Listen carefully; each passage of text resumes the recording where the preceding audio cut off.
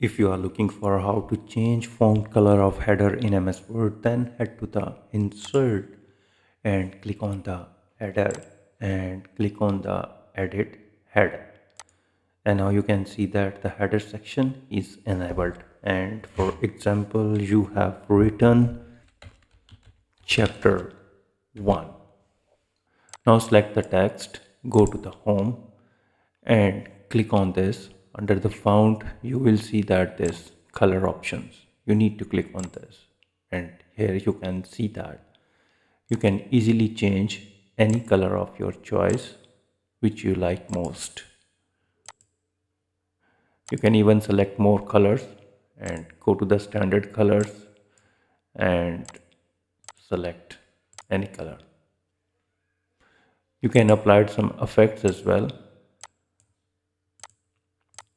This is effects,